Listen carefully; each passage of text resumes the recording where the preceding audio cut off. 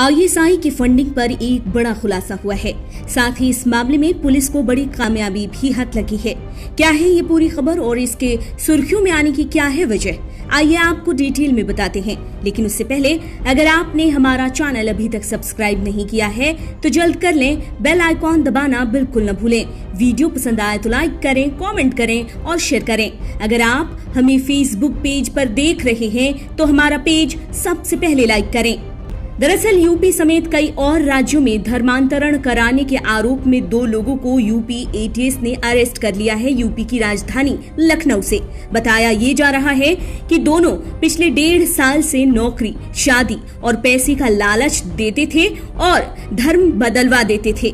देश भर में 1000 से ज्यादा लोगों के साथ इन दोनों ने ऐसा ही किया। इन दोनों पर आरोप लगते हैं। यूपी एटीएस ने ऐसा दावा किया है कि आईएसआई की फंडिंग, साथ ही धर्मांतरण करवाने के हर तरह के सबूत आरोपित मोहम्मद उमर गौतम और आरोपी मुफ्ती काजी जहांगीर के पास से पाए गए हैं। ADG law and order Prashant Kumar के मुताबिक 2 जून को दासना के एक मंदिर में ब्लेड लेकर घुसने का 2 संदिग्धों ने कोशिश की और जब ये पकड़े गए तो इनकी पहचान विपुल विजयवर्गीय और कासिफ के तौर पर हुई, जिनमें से विपुल ने धर्म बदलकर इस्लाम कबूल कर लिया था। दोनों ने पूछताछ के दौरान बताया कि कुछ संगठन लोगों को लालच देते हैं और फिर उनका धर्म बदलवा देते हैं। विदेश से लेन देन का हुआ बड़ा खुलासा।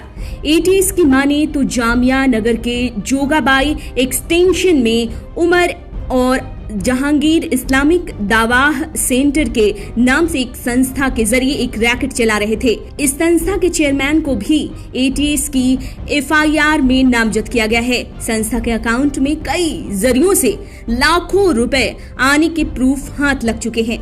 एटीएस संस्था के आईटी रिटर्न के अलावा बैंक अकाउंट्स की डिटेल और पिछले कुछ सालों में जो बड़ी तब्दीलियां हुई हैं उसके बारे में भी जानकारी हासिल कर ली है।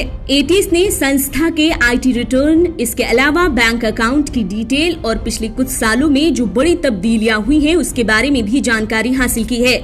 एटीएस को विदेशी फंडिंग के प्रूफ भी मिले हैं।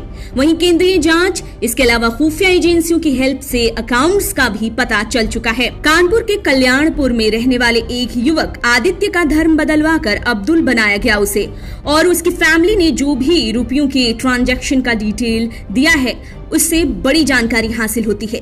कुछ दस्तावेज आदित्य की फैमिली ने दी है जिससे पता चलता है कि आदित्य के अकाउंट में हर मंथ विदेश से 7000 रुपए आए थे।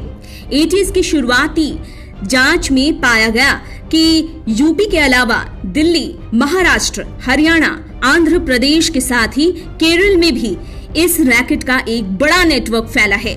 जहां तक यूपी की बात करें तो वाराणसी, कानपुर, मथुरा, नोएडा, इसके अलावा गाजियाबाद जैसे जिलों में ये लोग एक्टिव थे।